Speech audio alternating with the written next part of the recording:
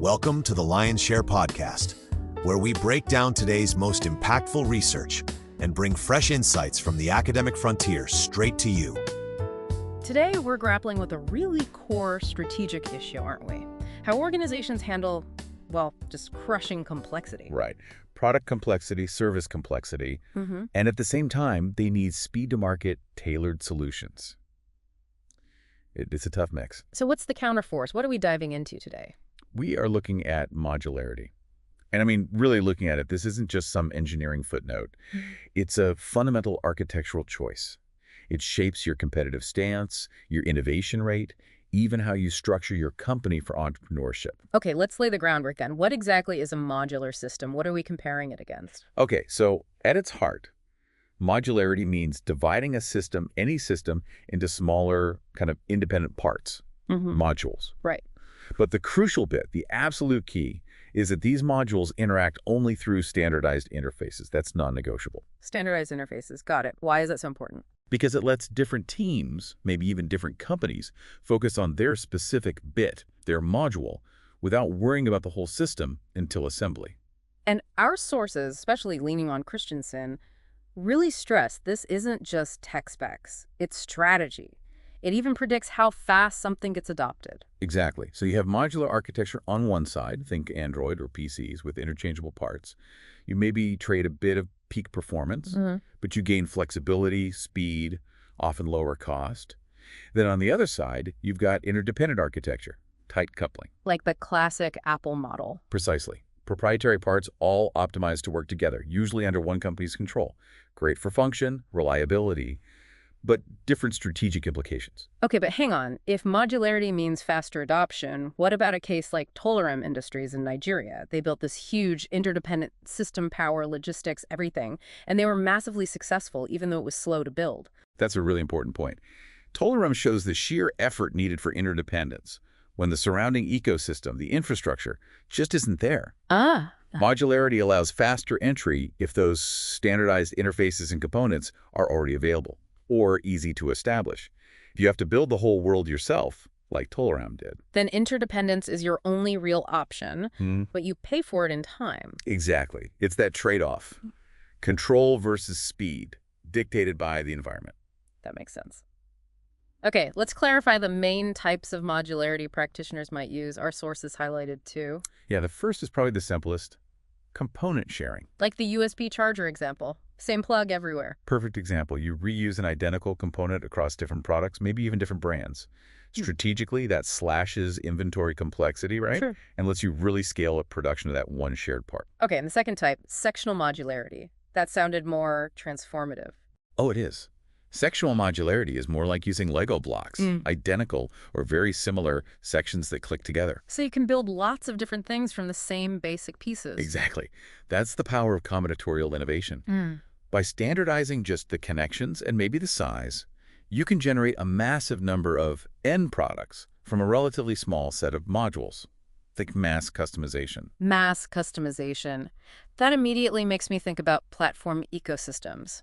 That Lego block idea seems fundamental to how tech platforms work today. Absolutely spot on. Most businesses now, especially in tech, operate in these ecosystems. Everything's interconnected, mutually dependent, and modularity. It's kind of the strategic lubricant. It balances things, keeps the platform from being so rigid that nobody else can plug in. But not so loose that it just falls apart or performs terribly. Right. It allows that flexible boundary. New companies, developers, creators, they can easily join or leave. Like app developers on Android or maybe content creators on Amazon Prime Video. They add value without needing to control the whole Amazon platform. Precisely. That decentralized model only works because the core platform guarantees those standardized interfaces, those connection points. And this has huge implications for how companies innovate internally, doesn't it? The structure mirrors the strategy. It really does. And this leads directly to the advantages of modularity for corporate innovation. Think organizational agility. Spotify is the go-to example here, right? They're squads. Yeah, it's classic. They structure their internal teams to mirror their product's modular architecture. Small, focused squads working on specific features, playlists, search, podcasts. Why is that mirroring so powerful? It enables organizational ambidexterity. That's the ability to be highly specialized and innovate rapidly at the same time. Oh. Because the product is modular, the organization can be too. The podcast squad can push an update without waiting for the payment squad. They work independently within those standard interfaces. Which also helps with scalability, I imagine, adding something big like when Spotify added podcasts initially. Totally. You can bolt on a major new feature set without having to rewrite the entire application from scratch. It's just adding new modules. And risk reduction, too, if one part breaks. It doesn't necessarily bring down the whole system. If the, say, social sharing module has a bug, you can likely still listen to your music. It contains the blast radius.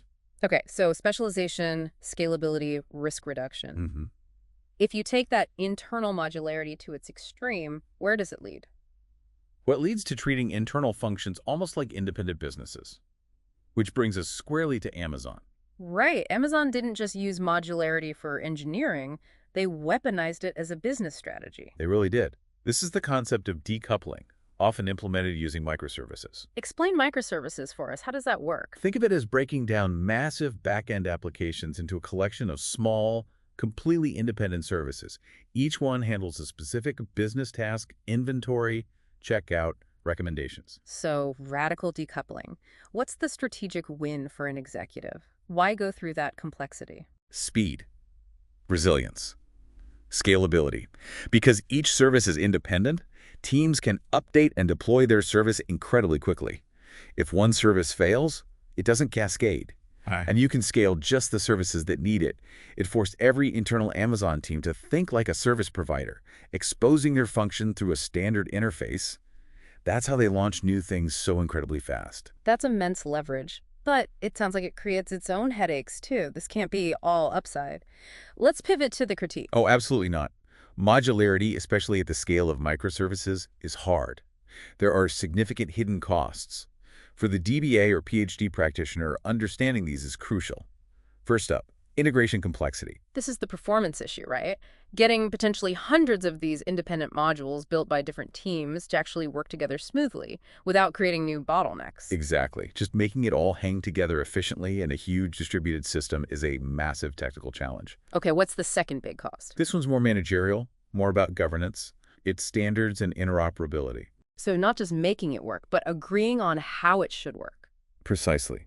Defining, agreeing on, and crucially, enforcing common standards and those interface definitions across all those teams. And maybe even external suppliers if it's a physical product. Yes.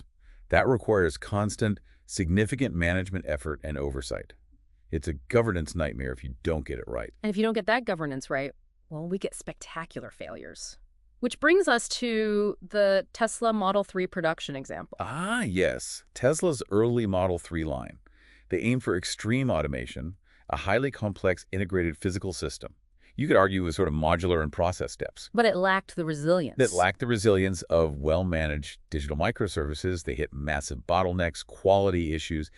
Essentially, they couldn't manage the integration complexity in the physical world. The cost of failure was too high. So that raises a key question for our listeners, doesn't it? When does that trade-off, sacrificing some optimization for speed and flexibility, actually become counterproductive, especially in complex physical systems versus digital ones like Spotify? That's the crux of it. The cost of failure is vastly different.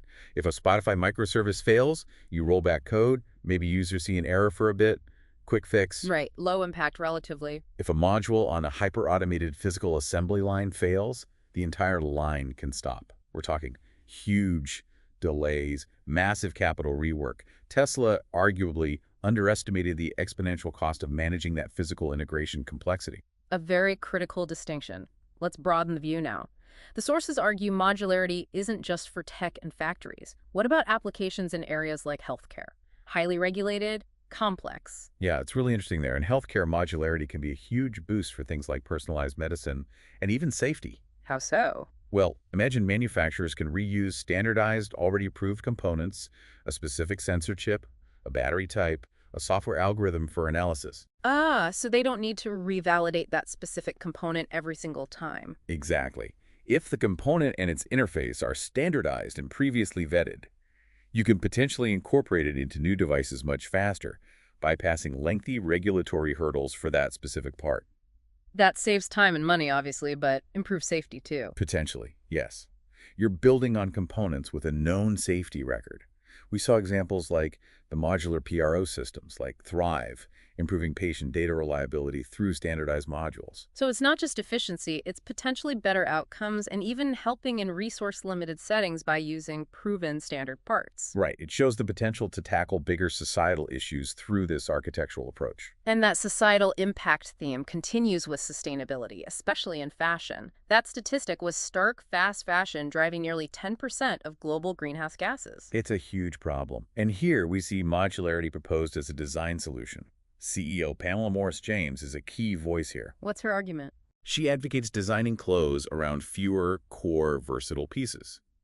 Think standardized connection points, zippers, snaps, interfaces that allow consumers to mix, match, adapt, and reconfigure garments. So instead of buying 50 cheap disposable items, you buy fewer, higher quality core modules and adapt them.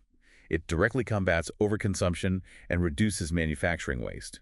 It's using system architecture to address a macro consumption crisis. That ability to adapt, to enable mass customization, that has to disrupt traditional marketing, right? Old segmentation models seem less relevant if the product itself can change to fit different needs. It absolutely forces a rethink. If the user can configure the product on the fly, who is the target segment? It becomes much more fluid. And we even see concepts pushing this further, like the shapeshifter smartphone idea. Yeah, that's a fascinating glimpse. A phone that physically changes size.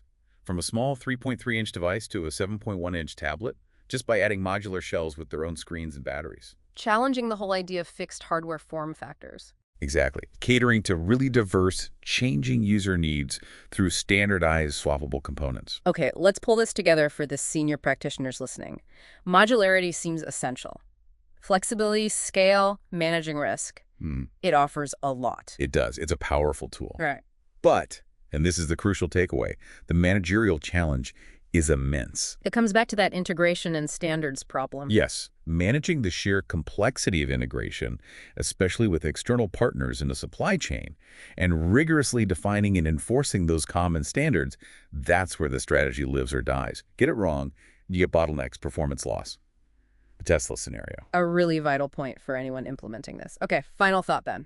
Looking forward. AI, machine learning. These are increasingly modular, aren't they? Specific models for specific tasks. Very much so. You can chain them together, swap them out. So if AI modules become the core components, customizable, deployable independently, how does that change corporate power and market dominance? Especially when the key assets aren't physical factories, but purely digital intellectual components. That's a huge question. If competitive advantage shifts entirely to controlling the best standardized interfaces for combining these AI modules, does traditional corporate structure even make sense? Who really owns the value chain when the building blocks are intangible and recombinable? A complex and maybe unsettling thought to end on. Lots to explore there. Thank you for joining us for this deep dive into modular strategy. Thanks for tuning into the Lion's Share podcast. If you enjoyed today's discussion, share it with a friend and join us next time for more ideas worth talking about. We'll see you next time.